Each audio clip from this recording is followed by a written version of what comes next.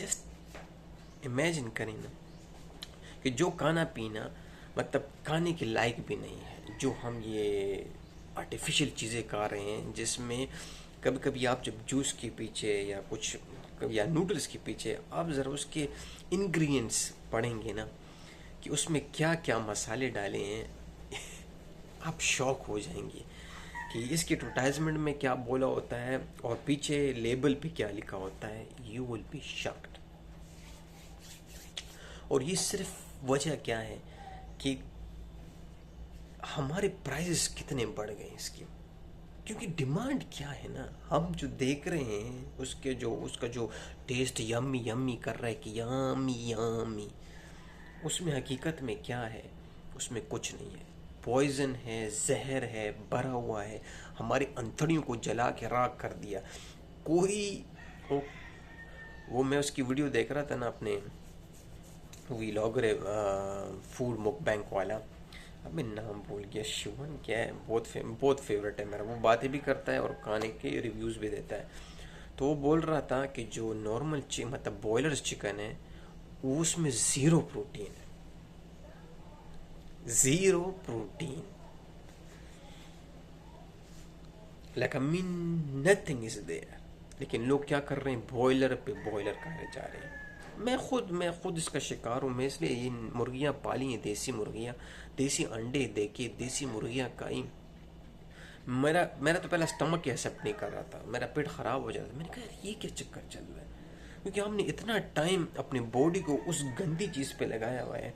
ये बीमारी क्यों आ रही है, इसी वजह से आ रही है कि भाई अब ये हकीकत बन चुका है। अब ये हकीकत है कि हमारी बॉडी बेचारा इतना सब कुछ को एडजस्ट करते करते वो खुद उसमें वो पावर ही नहीं रहा कि असली चीज़ को अभी कैसे उसको एब्जॉर्व करना है। देसी मुर्गी आप खाएंगे ना, मैं बोल रहा वो आपको ये जो बीफ मिलता है ना यहाँ पे, इससे भी अच्छा वो होगा जो घर में आपने खुद पाली हो। जब आप उसको ज़िबा करते हैं, आप ज़रा वो दिन वो खाएं। वो तकरीबन 1 साल बाद रेडी हो जाता है मुर्गी, देसी 7-8 महीने बाद उसको कुर्बान करने के लिए रेडी हो जाता है। जब आप वो खाएंगे ना, आप बोलेंगे ये मैंने क्या खा लिया। मुझे पहले रात को ठंड लगती थी, अभी मैंने जब से मैं ये अंडे खा रहा हूँ ना, मुझे ठंड कहाँ लगती, पसीने छूट जाते हैं।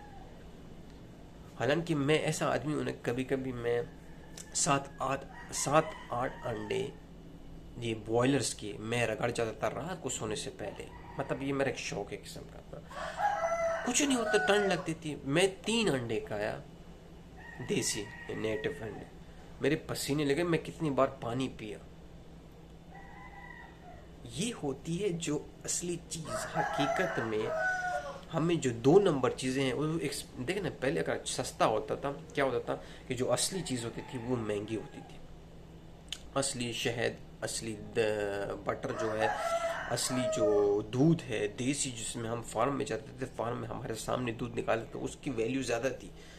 अभी डब्बे आ रहे हैं, 2 नंबर की चीज़ें बटर्स आ रही हैं, उनकी प्राइस बढ़ रही हैं, उनकी वैल्यू बढ़ रही है। लोग भूल गए कि भाई किसी घर में अभी आवाज़ आ रही है, मुर्गी की आवाज़ आ रही है या भैंस की आवाज़ आ रही है, उसकी कोई वैल्यू नहीं है। छोड़ यार, डब्बा दूध, वो रन के डब्बा दूध उससे ज़्यादा एक्सपेंसिव हो गया। आप ट्राई करें, गांव में किसी के घर जाएं, उसको जो जिसने भैंस पाल रखी है उसको बोलो जी कि 1 किलो दूध दे दे, वो आपको देगा, उसकी प्राइस चेक करें। वहीं 1 किलो का जो डब्बे का ऑयल पर्स का, नेस्ले का, किसी का भी आप वो सऊदी का चेक करें, वो एक्सपेंसिव होगा। मैं शौक हो गया कि मुझे बॉयलर्स अंडे मुर्गी की वो मुझे 11 पैसों में मिल रहे थे यहाँ पे, और देसी अंडा 12 पैसों से, 1 पैसों का फर्क। वो भी आपको सिटी में देसी अंडे में नहीं मिलेंगे, देसी अंडे आपको नहीं मिलेंगे सिटी में, आप ढूंढ के ले लें।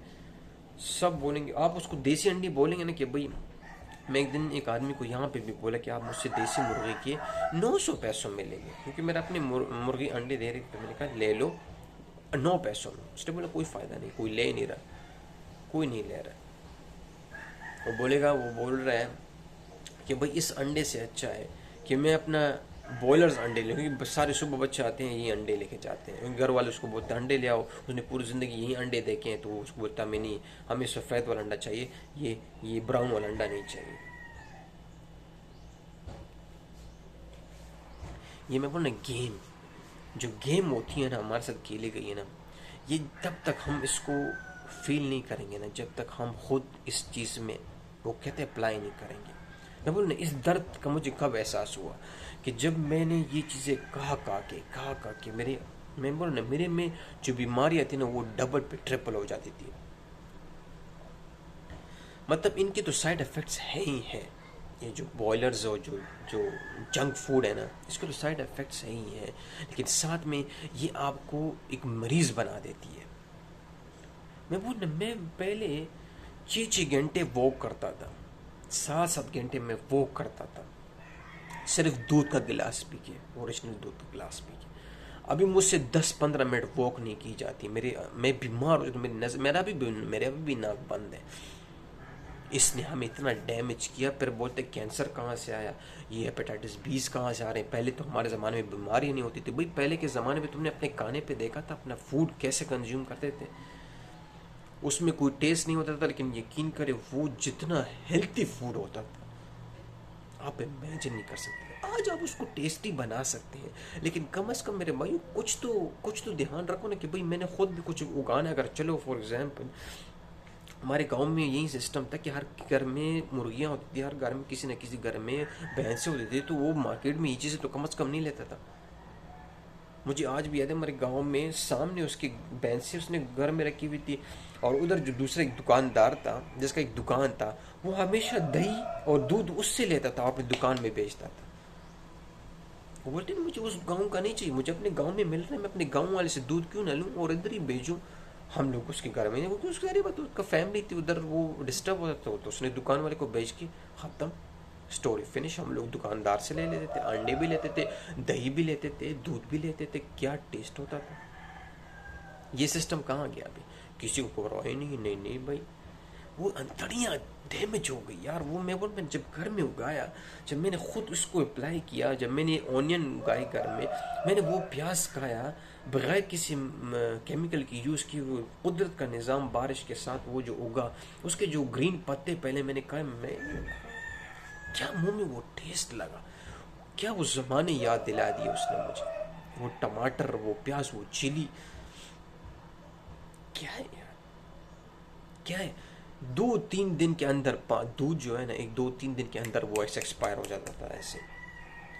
अब पैकेट वाले दूध देखो, पहले तो वो उसके ऊपर ही लिखा होता है कि जब आप खोलते हैं 3 दिन के अंदर वो ख़राब हो जाएगा, आप फ्रिज में रखिए 1 महीने बाद भी ठीक होता है। तो इमेजिन करें कितना चीज़ें उसमें ऐड की हो जाती हैं जिसका हमें पता भी नहीं होता है, जिसके साइड इफ़ेक्ट्स हमें पता भी नहीं होते हैं कि वो कहाँ से आएंगे और कहाँ से मुझे टोकर मारेंगे।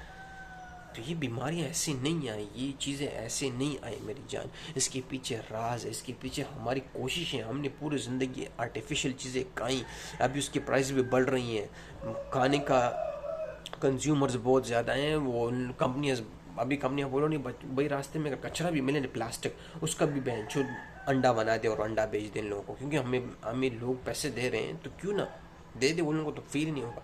कसम होता है कि इतनी हद तक के लोग गिर चुके हैं कि आपको स्पॉइल क्या, ऐसे ऐसे लोग हैं ना, मैं आपको बिलीव से कहता हूँ कि यहाँ से कंपनी से जो स्पॉइल एक्सपायरी डेट जाती है ना, उसका सिर्फ डेट चेंज करके वापस कर देते हैं तुम।